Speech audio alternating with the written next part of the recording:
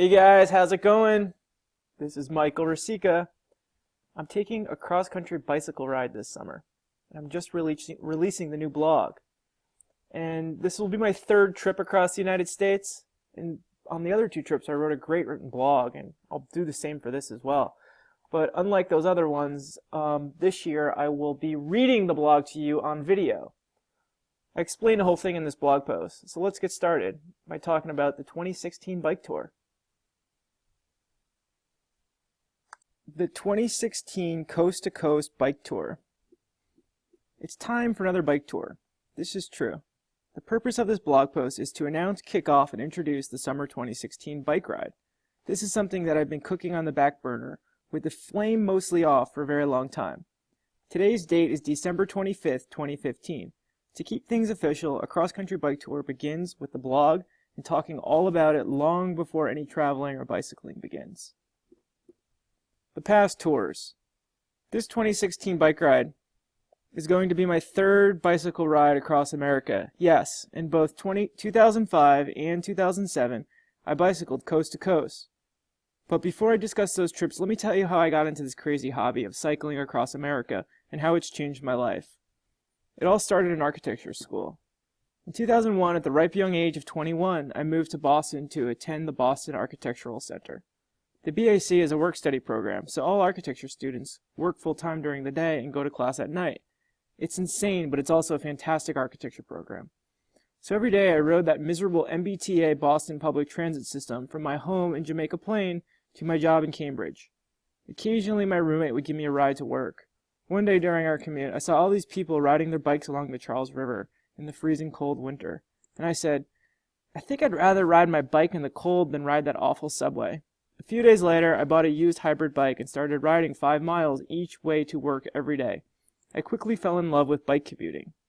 A year later, while living in Boston, I started dating a girl who lived in New York City, and almost every weekend, I would travel by bus or car to New York City for a few days, and I'd take my bike with me. I went back and forth between Boston and New York so many times, I felt like I knew the 4-hour trip like the back of my hand. One day I said, I wonder if I could ride my bike from Boston to New York City. And thanks to the internet, I quickly found the route of people that were riding from Boston to New York City for an AIDS fundraiser. More importantly, while doing that research, I found the journal of a 50-year-old woman who is in the middle of cycling clear across America. Every few days she would update her journal with the latest stories and pictures from her biking adventure. I immediately became hooked. I read a few pages of her journal every day and read everything she'd written previously. Each day I would check several times hoping she would post an update. Then I started going down the rabbit hole of reading many journals about people bicycling across America. A few weeks later, during the summer of 2002, I took my first bike tour. I successfully rode from Boston to New York City, and before I finished that trip, I knew I would someday ride across America. I rode from Boston to New York City a few more times, and then I did a small tour from Newark, New Jersey to Baltimore, Maryland. In May of 2005, I set off to take my first cross-country trip. I rode from Virginia Beach to the Oregon coast over the course of 77 days. I followed a very popular bicycle trail called the Trans-America Bicycle Route, and I primarily rode by myself. While I was on the road, I wrote an online journal of that trip, which is very similar to the journals that inspired me. The journal became more popular than I ever imagined it would. After the 2005 Trans Am ride, I became obsessed with the Appalachian Trail. I read all the books about it, I learned the history, and was forming a plan to disappear for 6 months after I graduated from school. I was going to backpack from Springer Mountain in Georgia up to Mount Katahdin in Maine. During the summer of 2006, I spent about 3 weeks on the AT and it kicked my ass. I backpacked from the New Jersey-Pennsylvania border to upstate New York, and then around the White Mountains. After that trip was over, I was eating barbecue with my best friend Chuck in Manhattan, and we were discussing graduating from college. I kept talking about hiking the AT, and he said, Hey, if you want to cycle across the country again, I would definitely go with you. I didn't even think about it and just said, done. And the 2007 bike trip was born. My other best friend Jamie in Boston caught wind of this trip, and while it was being planned, and he said, if you guys cycle across America, I would love to join you. In 2007, we left the East Coast for Bar Harbor, Maine, and cycled to the coast of Washington, and then down to Portland, Oregon. 6 months before we left, I decided I was going to make this a one-way trip. I would not return to the East Coast, and after the bike trip was over. We rode about 5,000 miles over the course of 90 days. I wrote another very popular blog about that trip, and I started a new life in Portland, Oregon. I never moved back to the East Coast and have been living in Portland for 8 years now.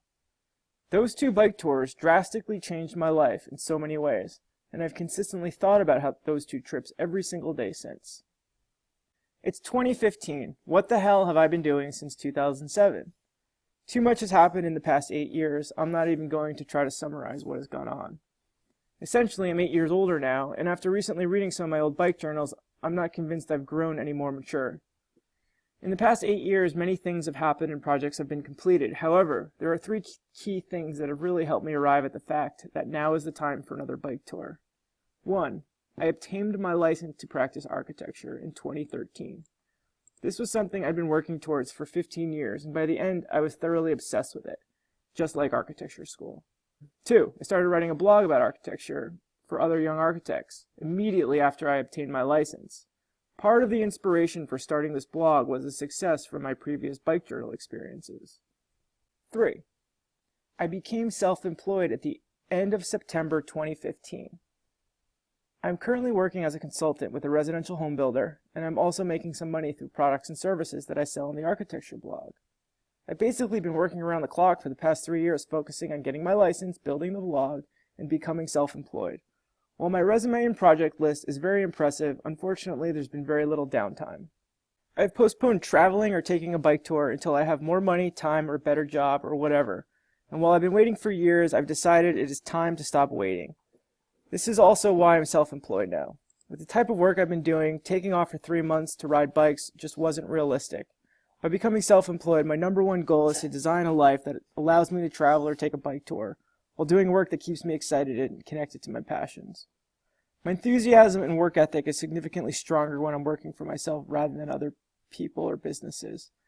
I've never been a great employee. I'm not taking on projects or getting involved in situations with work that just doesn't get me excited. And while I work around the clock on all types of things, I've never been this happy or excited about what I've been putting out to the world. Now is the time for me to take another bike tour. I've been disconnected for too long, and I've run out of time waiting for the perfect situation that will never arrive. The plan. My plan is pretty crude at the moment, but here it is. 1. Start planning this trip and write about everything. 2. Find some bicycle touring gear. I have nothing right now. 3. Attend the American Institute of Architects conference in Philadelphia at the end of May 2016. 4. After the conference, find a spot somewhere on the Atlantic Ocean and start cycling back to the Oregon coast. It's a pretty simple plan. The triple-tiered approach to keeping a bike journal. The world has significantly changed since 2007, and the internet has changed even more than the world has. For this 2016 bike tour, I've decided to take a new approach to how I write my blog. In the past, I used to host my journals on a website that hosted journals of all touring cyclists. This was perfect because I knew nothing about building websites and SEO, and social media didn't really exist in 2007. I think everyone was just trying to figure out how to use MySpace back then. Hosting my journal on that old site was great because it was cataloged amongst many other bike journals, and while I was on the road, I essentially had a built-in audience. And now here we are in 2016, and in the past 3 years, I've learned more about the internet, social media, and blogging than most people ever will, and I'm currently earning the bulk of my income from my architecture blog, youngarchitect.com. From the success of my architecture blog, it just makes a lot of sense for me to build my own website for this next bike trip. I will heavily incorporate social media into this trip and start using video. Basically, I'm going to apply all the knowledge that I acquired working on Young Architect to Coast2CoastBikeRide.com. I'm going to attack this blog in a 3-tiered approach. Let me explain this idea. Tier 1. I will write the blog like a regular journal. I love to write and tell the story, so I will keep doing that. Tier 2. I will record a video of me reading the blog to you and splicing the images. That way, you don't have to look at my talking head. Tier 3. Once I start writing and posting every single day, I will use the audio from my videos and post them as podcasts on iTunes. That way, everyone can follow along using several mediums. The content will also be all over Facebook, Twitter, Instagram, and YouTube. Why this multi-tiered approach? Lots of reasons. I'll be completely honest. I want to learn video and podcasting. This is a territory I know absolutely nothing about, but I'm very interested in it. At the moment, creating video is pretty awkward for me, and I want to consistently make many videos on a regular basis to really figure out how to use that medium and dial it in. I'll always write the written blog. I really enjoy the act of sitting down, crafting a post, and telling the story of what happened with my pictures. When I wrote in 2007, I made a deal with Jamie and Chuck that I had to get their sign-off before I published anything. They hardly ever objected to anything I wrote, but by doing this, I also learned that I really enjoy reading my own writing in my own voice. So I'm going to carry on that tradition in this 2016 bike tour, except I'm going to read the blog posts to you on a video. Due to the amount of questions I've received about the triple-tiered approach, I've created a completely separate blog post discussing more about the details of it. Why not just write your bike trip on Young Architect? That's not a good idea. Young Architect is a website for other young architects. It's a site about architecture school, architecture registration exam, practicing architecture, and lots of stuff that only architects are really interested in reading about. Young Architect's a completely different audience than the bike touring crowd, and if I start posting the bike journal there, I would dilute from the brand that I've worked really hard at building. It's easier for me to compartmentalize and keep the two projects completely separate from each other. I have one last thing I need to discuss on this bike journal. How I will write the blog. I constantly got a ton of negative feedback about my previous bike journals because people get upset that I use the F word or I occasionally say something inappropriate. I've never actively tried to offend or insult anyone. It was never the goal. But more importantly, I'm just being myself.